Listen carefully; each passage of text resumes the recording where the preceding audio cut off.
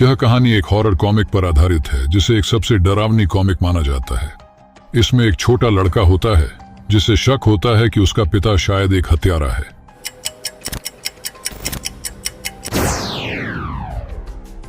मुझे याद है वह क्रिसमस जब मैं 8 साल का था।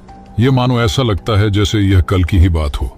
मुझे याद है कि किस तरह से मैं अपनी माँ के द्वारा बनाई गई पुरानी रजाई के अंदर बड़ी शांति से लेटा हुआ था। मैं पूरी तरह से जगा हुआ था और आती हुई आवाजों को सुन रहा था जिन्हें मैं अच्छी तरह से पहचानता था। दरवाजे के बंद होने की आवाज, धड़म, मेरे पिता के जूतों की सीढ़ियों पर चलने की आवाज, टक टक टक, और उस दिन की वह आवाजें अभी भी मेरे अंदर डर भर देती हैं। उसके बाद मेरे पिता मेरे दरवाजे से गुजरे और हॉलवे की लाइट से उनकी परछाई मेरे कमरे की दीवार पर पड़ी और साथ में उनकी कुल्हाड़ी की परछाई जो उनके हाथ में थी। मैं ये बात तो नहीं जानता कि वो उन कुल्हाड़ी का क्या करते हैं, पर वह कुल्हाड़ी हमेशा ही उनके हाथों में होती है। अगली सुबह मैं हमारे किचन में बैठकर खाना खा रहा था।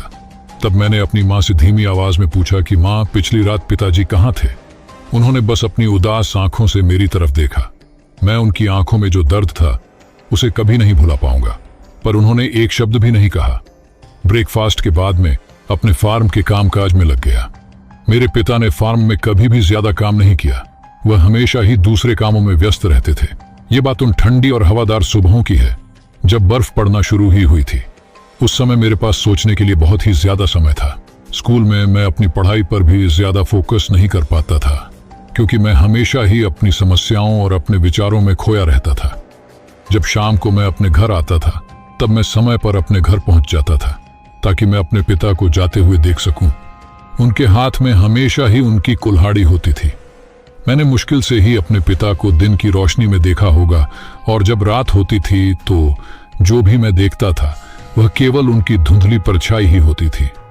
मुझे वह भयानक रात अभी भी अच्छे से याद है जब मेरी नींद मेरी खिड़की की खटखट की आवाज से खुली थी। यह समय दिसंबर का था। दिसंबर में चलने वाली ठंडी हवाओं के कारण खिड़की खटखटा रही थी। जब मैं खिड़की बंद करने जा रहा था तब मेरी नजर मेरे फार्म पर पड़ी और मैंने अंधेरे में एक परछाई को नोटिस किया। यह मेरे पिताजी की परछाई थी जो किसी चीज को जानवरों के फीड बॉक्स, जानवरों को चारा डालने वाले बॉक्स में डाल रहे थे। मैं वापस से अपने बिस्तर पर आया और उस पर लेट गया। जो मैंने देखा था उससे मैं हैरान था। आखिरकार मुझे नींद आ गई, पर यह ठीक तरह की नींद नहीं थी। मेरे कहने का मतलब मैं सही से सो नहीं पाया था। अगले दिन मेरी उत्सुकता के कारण मैंने किचन में लटकी हुई चाबी को उठाया और उस फिट बॉक्स को ओपन किया। तब मैंने वहां जो देखा उसे देखकर तो मेरे पूरे शरीर में डर की एक लहर दौड़ गई। उस फीड बॉक्स के अंदर एक गंदी बदबू थी और उसके अंदर केवल खून ही खून था। पर मेरे पिता ऐसा क्यों करेंगे? वह क्यों जानवरों के टुकड़ों को इस फीड बॉक्स के अंदर रखेंगे? थोड़े समय बाद मैंने किसी चीज को नोटिस किया जिसने मेरे शरीर में डर की एक लहर भर दी थी। उस फीड बॉक्स के पेंदे में कई सारे लोगों के कटे हुए हाथ पड़े थे। उस क्षण मैं खौफ से भर गया। अब मेरा अपने माता पिता से भरोसा उठ गया था। अब मैं उन्हें केवल शक की नजर से देखने लगा था। तब मुझे कुछ चीजें याद आने लगी जिन पर पहले मैंने ज्यादा ध्यान नहीं दिया था। न्यूज़पेपर की हेडलाइंस जिन पर बताया गया था ब्रूटल मर्डर और डिस्कवर्ड बॉडीज के बारे में, और उन लोगों को एक सनकी खूनी हत्यारे के बारे में बात करते हुए अंत में एक स्कूल के लड़के के 2 शब्द जो मेरे दिमाग में बार बार रिपीट होते हैं, एक्स मर्डरर, कुल्हाड़ी से हत्या करने वाला। उस रात मेरी नींद डर के कारण गायब थी। मुझे अपने डरावने सपनों में केवल 2 ही चीजें दिखाई दे रही थी, एक तो मेरे पिता और दूसरा उनकी वह कुल्हाड़ी जिससे खून टपक रहा था। मैं सो नहीं सकता था। मैं अपने बिस्तर से उठा और सीढ़ियों तक गया। मैंने अपने पिता की कुल्हाड़ी को उठाया जो कि बेसमेंट में रखी हुई थी, और मैं सीढ़ियों के एक तरफ अंधेरे जगह पर जाकर छिप गया। मैंने दरवाजे को खोलते हुए और बंद होते हुए सुना। मुझे उन्हीं कदमों की आवाज सुनाई दी जिन्हें मैं अच्छी तरह से जानता था।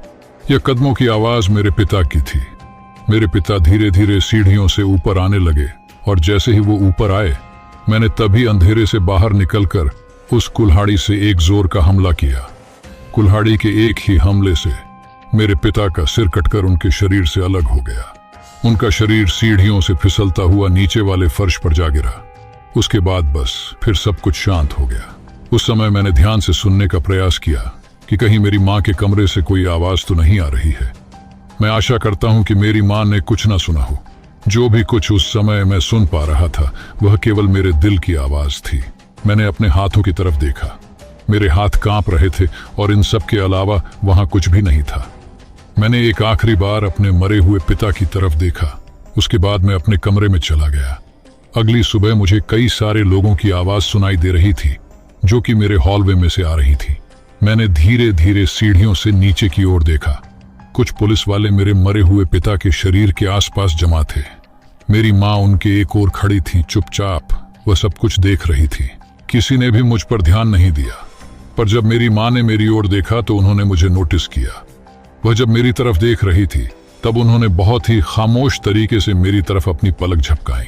तो दोस्तों, यह थी एक ऐसे लड़के की कहानी जिसका पिता एक खूनी हत्यारा होता है, और जब उस लड़के को इसके बारे में पता चलता है तो वह इस गिल्ट के साथ में अपने पिता को जान से मार डालता है।